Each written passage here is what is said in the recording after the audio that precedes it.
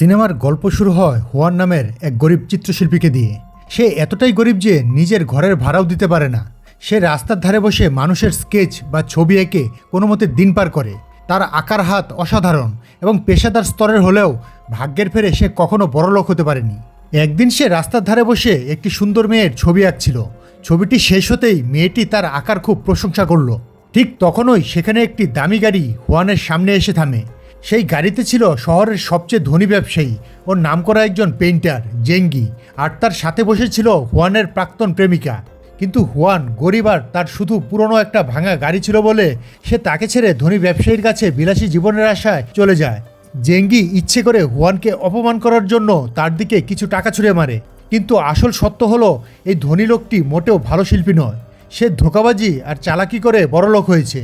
সে হুয়ানের আঁকা মাস্টারপিস পেন্টিংগুলো সস্তায় কিনে নিত আর নিজের নামে বড় বড় নিলামে লাখ লাখ টাকায় বিক্রি করে দিত।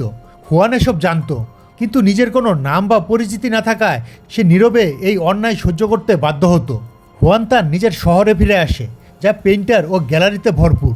এই জায়গাটি যেন শিল্পীদের স্বর্গরাজ্য। বাড়িতে ঢোকার সময়ই তার দেখা হয় বাড়ির মালিকের সাথে। তিনি বকেয়া ভাড়া চান। হুয়ান বিরক্ত হয়ে ভাড়ার টাকা বাড়ির মালিকের মুখে ছুঁড়ে মারে, কিন্তু বাড়ির মালিক তাকে জানায় এটা তো গত মাসের ভাড়া ছিল, এই মাসের ভাড়া এখনও বাকি আছে। হুয়ান তখন উদাসীনভাবে উত্তর দেয়, পরে দিয়ে দিব। এতে বাড়ির মালিক এতটাই রেগে যান যে তিনি হুয়ানের দিকে একটি জলের বোতল ছুঁড়ে মারেন, কিন্তু হুয়ান রাগ না করে বোতলটি তুলে তার প্লাস্টিক জমানোর বস্তায় রেখে দেয়। সে প্রতি মাসের শেষে প্লাস্টিকের বোতল এবং ক্যান বিক্রি করে টুকটাক আয় করে। বাড়ির মালিক তাকে খোঁচা মেরে বলেন, এটাই হলো এক গরিব মানুষের সস্তা চিন্তা ভাবনা। এরপর হুয়ান শহরের এক বড় আর্ট গ্যালারিতে যায়।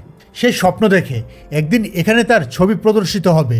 সে গ্যালারির মালিককে তার ছবি স্পন্সর করার কথা অনুরোধ করে এবং তাকে কিছু টাকাও দেয়, কিন্তু মালিক হেসে বলেন, এত কম টাকায় তো আমার গ্যালারির 1 ইঞ্চি জায়গাও পাবে না, তোমার ছবিগুলো আসলে আবর্জনা। হুয়ান নিজেকে প্রমাণ করার জন্য বলে, আমি আগের চেয়ে ভালো ছবি আঁকি। আমার গার্লফ্রেন্ড টিয়ানও আমার ছবির ভক্ত। টিয়ান হলো হুয়ানের বর্তমান গার্লফ্রেন্ড। টিয়ান জন্ম থেকেই অন্ধ, তাই গ্যালারির মালিক উপহাস করে বলেন, তাহলে তুমি কি একটা অন্ধ মেয়ের মতামতের উপর ভরসা করছো? তুমি তো পাগল হয়ে গেছো। তারপর তিনি একটি আলুর পেন্টিংয়ের দিকে ইশারা করে বলেন, এবার এটা দেখো, এটা দেখে তো আমার সত্যি খিদে পেয়ে যাচ্ছে, কারণ হলো এটা এতটাই রিয়েল। হুয়ান ভেঙে পড়ে, সে বুঝতে পারে না কি বলবে। অন্যদিকে টিয়ান অন্ধ হওয়ার কারণে একটি ছোট সেলুনে মেসেজ করার কাজ করে নিজের পেট চালাতো, কিন্তু সেখানে কিছু খারাপ লোক তার অন্ধত্বের সুযোগ নিয়ে তাকে হেনস্থা করার চেষ্টা করত। একদিন হুয়ান এটা দেখে ফেলে এবং সেই বদমাশগুলোকে একই শিক্ষা দেয়, কিন্তু পরে তারা সবাই মিলে হুয়ানকে একা পেয়ে উল্টো বেধম মারধর করে। আহত হুয়ান যখন ঘরে ফেরে, টিয়ান তার ক্ষতস্থানে ঔষধ লাগিয়ে দেয়। হুয়ান নিজের মার খাওয়ার কথা লুকিয়ে রাখে আর বীরত্ব দেখিয়ে বলে, আমি ওদের সবাইকে পিটিয়ে তক্তা বানিয়ে দিয়েছি। টিয়ানও সরল বিশ্বাসে তা মেনে নেয়। এরপর তারা দুজনে মিলে একান্তে কিছু সময় কাটায়। তখনই হঠাৎ টিয়ান বুঝতে পারে ঘরে অন্য কেউ রয়েছে। সে জিজ্ঞেস করে, ওটা কে? হুয়ান দ্রুত বলে, ও আমার এক বন্ধু, যাকে বাসা থেকে তাড়িয়ে দেওয়ার ফলে আমার এখানে এসে উঠেছে। পরে হুয়ান এবং তার বন্ধু রাতে ছাদে গিয়ে মদ পান করে। তারা এতটাই মাতাল হয়ে পড়ে যে সেখানেই ঘুমিয়ে পড়ে। হঠাৎ আকাশে একটি স্পেসশিপ বা ভিনগ্রহী যান দেখা যায়। হুয়ান আঁতকে উঠে জেগে যায় এবং তার বন্ধুকে জাগানোর চেষ্টা করে, কিন্তু সে তখন অঘরে ঘুমাচ্ছে। হুয়ান দেখে একটি মেয়ে স্পেসশিপ থেকে নামছে। তাকে দেখতে কার্টুন চরিত্রের মতো লাগছিল এবং সে তার সাথে আসা অন্য দুজনকে কিছু একটা দেখাচ্ছিল। মনে হচ্ছিল তারা সেখানে আঁকাআঁকি করতে এসেছে। হুয়ান গোপনে তার ফোন দিয়ে তাদের ছবি তোলার চেষ্টা করে, কিন্তু এই বোকা ছেলেটি ফোনের ফ্ল্যাশলাইট বন্ধ করতে ভুলে গিয়েছিল। ফ্ল্যাশ জ্বলতেই এলিয়েনরা তাকে দেখে ফেলে এবং কয়েক সেকেন্ডের মধ্যে তাদের জাহাজ সহ অদৃশ্য হয়ে যায়। কিন্তু হুয়ান খেয়াল করে যে তারা কিছু একটা ফেলে গেছে। সে পরীক্ষা করতে গিয়ে দেখে এটা একটা কলম। একজন শিল্পী হওয়ায় সে ওটা নিজের কাছে রেখে দেয় এবং ঘুমানোর জন্য চলে যায়। পরের দিন সকালে সে আতঙ্কিত হয়ে জেগে ওঠে এবং সব কিছু মনে করার চেষ্টা করে। তার বন্ধু তাকে দেখে মজা করে বলে, তুমি কি মরে গেছো নাকি ঘুমিয়ে আছো? হুয়ান তাকে ছাদের সব ঘটনা বলতে শুরু করে। সে রাস্তায় ছবি আঁকতে বের হয়। আঁকার সময় তার ক্যানভাসের রং ফুরিয়ে যায়। তখন তার নজর পড়ে গত রাতের সেই এলিয়েনের কলমটির উপর। সে সিদ্ধান্ত নেয় এটি দিয়েই ছবি শেষ করবে। প্রথমে সে অন্য একটি কাগজে কলমটি পরীক্ষা করে এবং হঠাৎ তার আঁকা ছবিটি বাস্তবে রূপ নেয়। সে স্তম্ভিত হয়ে যায়। নিশ্চিত হওয়ার জন্য সে একটি আপেল আঁকে, আবার সেটি জীবন্ত হয়ে ওঠে। অত্যন্ত আনন্দিত হয়ে সে আপেলটি খেয়ে ফেলে। উত্তেজিত হয়ে সে আপেলটি পকেটে নিয়ে তার বন্ধুর কাছে ছুটে যায় এই ঘটনা জানাতে। সে আপেলের অবশিষ্ট অংশটি দেখায়, কিন্তু বরাবরের মতো তার বন্ধু তাকে বিশ্বাস করে না। প্রমাণ করার জন্য হুয়ান তার বন্ধুর অনুরোধে একটি সোনার বার রাখতে শুরু করে। কিন্তু আশ্চর্যের বিষয় হলো, আঁকা শেষ হওয়ার সাথে সাথেই সেটি বাস্তবে রূপ নিল না। তার বন্ধু বিদ্রূপ করে কাগজটি জানালা দিয়ে বাইরে ছুঁড়ে মারল। হঠাৎ তারা শুনতে পেল এক বৃদ্ধ লোক ব্যথায় চিৎকার করছে।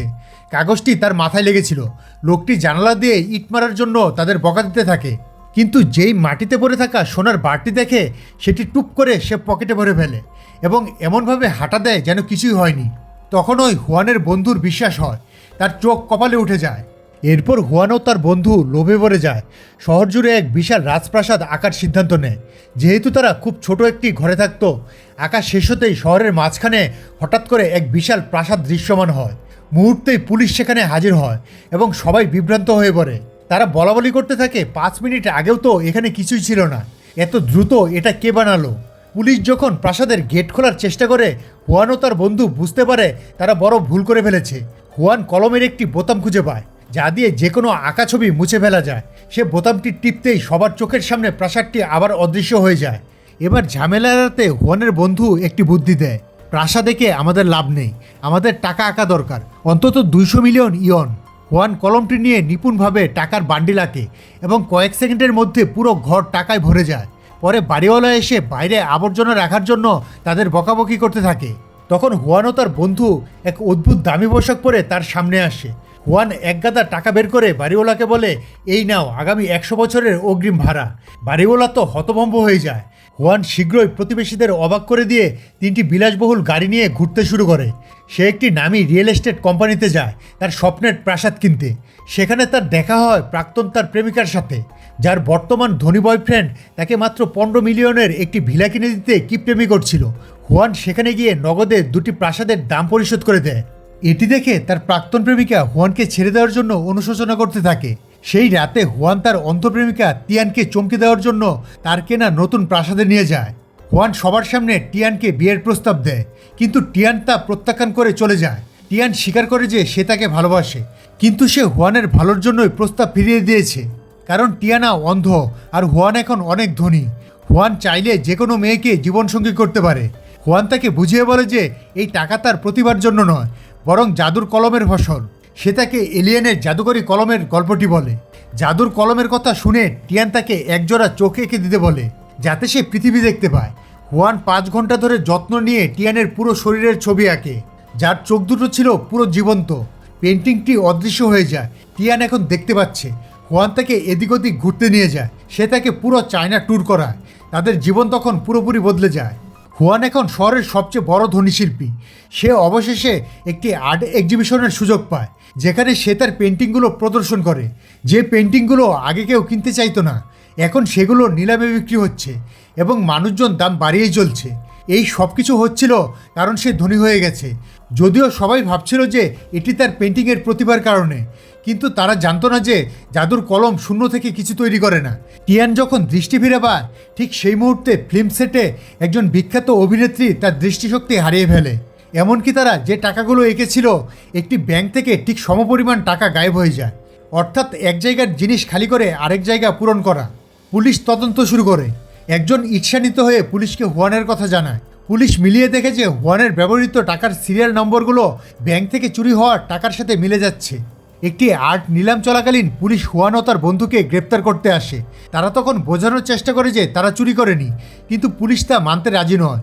হুয়ান ও তার বন্ধু দাবি করে যে তাদের কাছে এক ধরনের জাদু রয়েছে, তবে তারা জাদুকরী কলমের কথা গোপন রাখে। তারা পুলিশকে বলে, আপনারা যা চাইবেন আমরা তাই এনে দিতে পারবো। পুলিশ একটি ফেরারি গাড়ি চাইলে হুয়ান একটি লাল ফেরারি গাড়ি হাজির করে দেয়। চুরির কোনো প্রমাণ না থাকায় পুলিশ তাদের ছেড়ে দেয়। সেদিন রাতে হুয়ানের প্রাক্তন প্রেমিকা তার কাছে এসে ক্ষমা চায়। সে জানায় তার বর্তমান স্বামী ঈর্ষার কারণে তাকে মারধর করেছে। হুয়ান তাকে সান্ত্বনা দেয় এবং কথা প্রসঙ্গে জাদুকরী কলমের পুরো রহস্য তাকে বলে ফেলে। কিন্তু হুয়ান জানতো না যে জেঙ্গি তার স্ত্রীর পোশাকে একটি গোপন ক্যামেরা ও মাইক্রোফোন লাগিয়ে রেখেছিল। এদিকে পুলিশ জানতে পারে যে একটি অটো এক্সপো থেকে রহস্যজনকভাবে একটি ফেরারি গাড়ি নিখোঁজ হয়ে গেছে, যা হুয়ানদের হাজির করা গাড়ির সাথে হুবহু মিলে যায়। পুলিশ তাদের বাড়িতে এসে জাদুকরী কলমটি জমা দিতে বলে, কিন্তু দেখা যায় কলমটি ইতিমধ্যে জেঙ্গি চুরি করে নিয়ে গেছে। সে কলমটি ব্যবহার করে তার স্বপ্নের আর্ট গ্যালারি এবং রাজপ্রাসাদ তৈরি করে। সে তার স্ত্রীকে বন্দী করে অত্যাচার করে এবং একটি ম্যাগাজিনের প্রচ্ছদ থেকে এক সুন্দরী মডেলের ছবি এঁকে তাকে বাস্তবে রূপান্তর করে বিয়ে করার পরিকল্পনা করে। আর ঠিক সেই মুহূর্তে ওই মডেল একটি সুন্দরী প্রতিযোগিতা থেকে হঠাৎ নিখোঁজ হয়ে যায়। পুলিশ তখন জেঙ্গিকে বোঝানোর চেষ্টা করে যে কলমটির কাজ হলো অন্যদের জিনিস চুরি করে নিয়ে আসা, কিন্তু জেঙ্গি তা মানতে নারাজ। সে পুলিশের হাত থেকে বাঁচতে কলমটি দিয়ে একটি ভিনগ্রহী মহাকাশযানের ছবি আঁকে। মহাকাশযানটি হাজির হতেই ভেতর থেকে রাগান্বিত এলিয়েনরা নেমে আসে। তারা তাদের হারিয়ে যাওয়া যন্ত্রটি দাবি করে।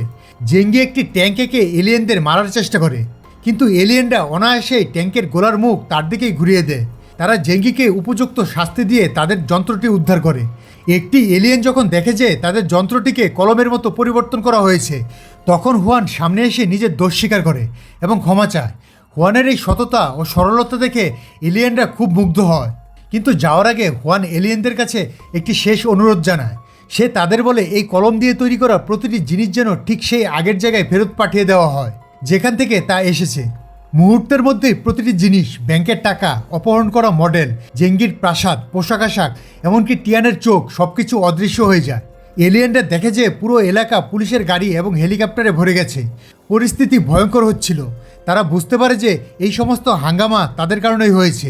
কিন্তু এলিয়েনরা একটা কথা ভুলে যায়, তাদের স্পেসশিপটি ওই ড্রয়িং দিয়েই তৈরি করা হয়েছিল, আর এখন সেটিও গায়েব হয়ে গেছে। ফলে তাদের ফিরে যাওয়ার জন্য কিছু ছিল না। তাই এলিয়েনরা একটা বিশেষ উপায়ে বিদ্যুতের গতিতে সেখান থেকে পালিয়ে নিজেদের গ্রহে চলে যায়, যাতে মানুষ তাদের ধরতে না পারে। এরপর পুলিশ সুন্দরী মডেলকে অপহরণের দায়ে জেঙ্গি এবং তার সহযোগীদের গ্রেপ্তার করে। প্রাক্তন প্রেমিকা এগিয়ে এসে হুয়ানের কাছে ক্ষমা চায় আর বলে যে সে জানতো না যে তার পোশাকে একটি গোপন ক্যামেরা ছিল এবং এর সাথে তার কোনো সম্পর্কই ছিল না। জীবন আবার আগের মতো সাধারণ হয়ে যায়। হুয়ানের ছবি আগের মতোই কেউ কিনতে চায় না। তবে টিয়ান আবার তার পুরনো বিউটি সেলুন চালু করে এবং হুয়ানকে বিয়ে করে। এখন তাদের একটি সুন্দর সন্তান রয়েছে। টাকার অহংকার বা জাদুর মোহ ছাড়াই তারা তাদের ছোট পরিবার নিয়ে সুখে শান্তিতে বসবাস করতে শুরু করে, কারণ তারা বুঝে গিয়েছিল সুখ কখনো টাকা বা জাদুর মধ্যে লুকিয়ে থাকে না। সত্যিকারের সুখ লুকিয়ে থাকে প্রিয় মানুষের সাথে ছোট্ট শান্ত জীবনে। গল্পটি ভালো লাগলে একটি লাইক দিন, সাবস্ক্রাইব করুন।